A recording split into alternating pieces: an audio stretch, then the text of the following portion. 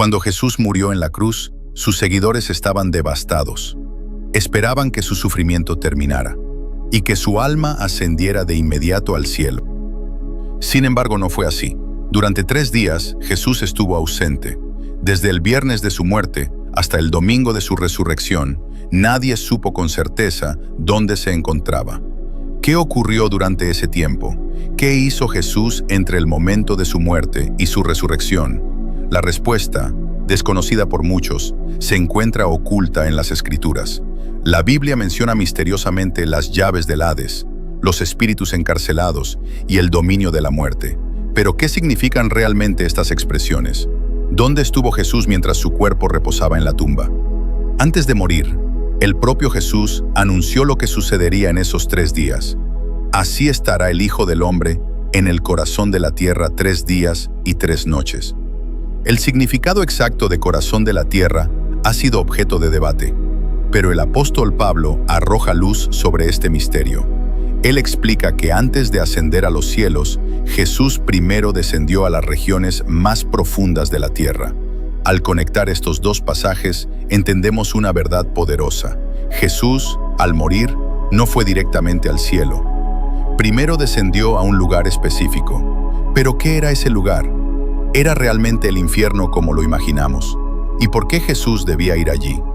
Un pasaje enigmático del Nuevo Testamento nos da una clave. Cristo fue en espíritu y predicó a los espíritus encarcelados. La expresión espíritus encarcelados nos da una pista crucial. Sin embargo, si piensas que Jesús descendió para liberar esas almas, la verdad es aún más profunda y sorprendente. Para entenderlo, debemos explorar cómo concebía el pueblo judío de la época ese lugar llamado el corazón de la tierra. En el Antiguo Testamento se le conocía como Seol. En el Nuevo Testamento, escrito en griego, se le llama Hades. Pero ni Seol ni Hades se referían necesariamente al infierno de fuego que imaginamos hoy. Para el pensamiento hebreo, Seol era la morada de los muertos, el lugar a donde iban tanto los justos como los impíos, esperando el juicio final. Algunas tradiciones enseñaban que ese reino estaba dividido en 2 secciones. Una parte de consuelo llamada Seno de Abraham, donde estaban los justos, y otra de sufrimiento, destinada a los injustos. Este contexto nos ayuda a entender quiénes eran los espíritus encarcelados. No eran demonios o ángeles caídos, eran almas humanas que habían muerto antes de la venida de Cristo. Estaban retenidas en ese lugar porque no podían salir por su propia voluntad. Esperaban una resolución definitiva. Jesús, en espíritu, descendió a ese reino de los muertos, el Hades. Y como dice la carta de Pedro, fue allí para predicar. No fue a sufrir castigo. Fue en una misión peligrosa. Jesús descendió a un territorio enemigo, a un reino con un guardián poderoso que se resistiría a su presencia. Ese guardián, según el libro de Hebreos, era Satanás, para destruir mediante la muerte al que tenía el imperio de la muerte, esto es, al diablo. La Biblia afirma que Satanás tenía autoridad sobre la muerte. No solo tentaba a los vivos, sino que también ejercía control sobre el destino de las almas. Tenía poder sobre ese reino y mantenía prisioneras a las almas bajo el dominio de la muerte. Ninguno podía escapar por sí mismo. Jesús descendió, entonces, al dominio más oscuro de su enemigo más temido. Y aquí aparece una pista más. En Apocalipsis, el Cristo resucitado dice: «Estuve muerto, pero ahora vivo por los siglos de los siglos, y tengo las llaves de la muerte y del Hades». Las llaves simbolizan dominio absoluto. El que posee las llaves tiene la autoridad para abrir o cerrar puertas. Si Satanás tenía el imperio de la muerte antes y ahora Jesús posee las llaves, entonces algo sucedió durante esos 3 días. Fue una batalla espiritual. El descenso de Jesús fue un acto de guerra, una invasión directa para arrebatarle a Satanás su autoridad. Pero ¿cómo obtuvo Satanás ese poder y por qué Jesús debía quitárselo? La raíz está en el jardín del Edén. En el Edén, cuando Adán y Eva desobedecieron, el pecado entró en el mundo y con el pecado llegó la muerte. La Biblia es clara. Por medio de un solo hombre entró el pecado y por el pecado la muerte. Así la muerte pasó a todos los hombres. Satanás, al haber sido el instigador de la caída, se convirtió en el señor del reino de la muerte.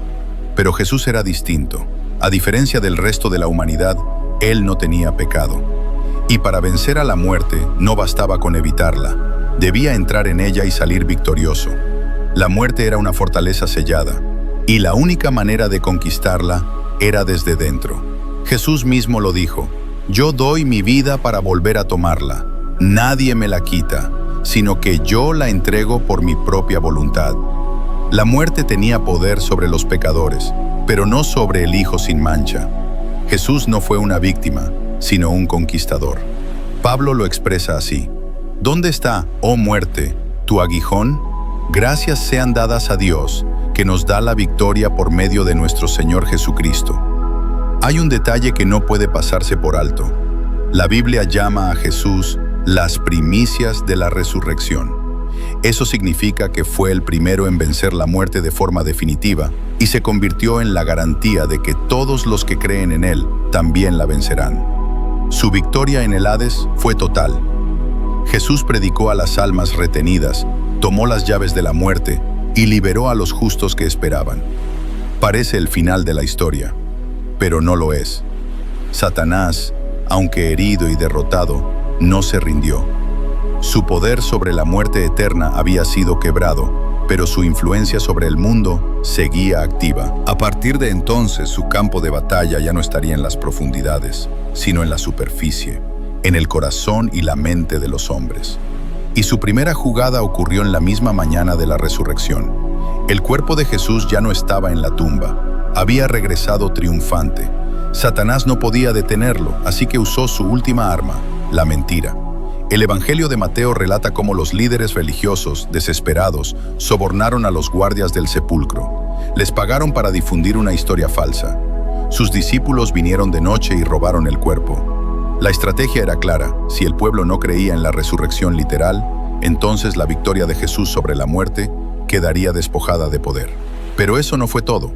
Satanás, furioso por su derrota, lanzó una ofensiva contra los seguidores del Mesías. El Apocalipsis lo describe como un dragón que, al no poder destruir a Cristo, desató toda su ira contra los que guardan los mandamientos de Dios y tienen el testimonio de Jesús. Esto explica las terribles persecuciones que sufrieron los apóstoles y la iglesia primitiva. Satanás ya no podía usar la muerte como una prisión sin salida, pero intentó usarla como arma de terror. El infierno fue vencido, pero la guerra continuaba. Ahora se libra por la fe, la verdad y la resistencia de los creyentes. Y esa batalla, según las Escrituras, continuará hasta el día del juicio final, cuando el mismo Satanás sea condenado para siempre. La historia del descenso de Jesús no es solo una doctrina antigua o una poesía teológica. Tiene un impacto real en cómo vemos la vida y la muerte. La mañana de la resurrección no fue el inicio de su triunfo, sino la manifestación visible de una victoria ya conseguida en el reino invisible. Gracias a su descenso, la muerte ya no es un abismo oscuro para los creyentes. Se ha convertido en un puente, un paso directo a la presencia de Dios. Por eso, los funerales ya no son el fin, son un hasta luego. El paraíso está abierto, porque Jesús descendió primero, para abrir el camino. Su amor fue tan profundo que no se detuvo ni en la cruz. Bajó a lo más profundo para liberar a los cautivos y vencer el reino de la muerte. Y si esto tocó tu corazón, entonces prepárate, porque la historia no termina aquí. Satanás, aunque derrotado, aún actúa en la superficie de la tierra hasta que Cristo regrese. ¿Por qué Dios permite que siga obrando por un tiempo? ¿Qué propósito tiene su presencia aún en este mundo? Haz clic en el siguiente video para descubrir la respuesta a este misterio y entender por qué el diablo aún no ha sido destruido.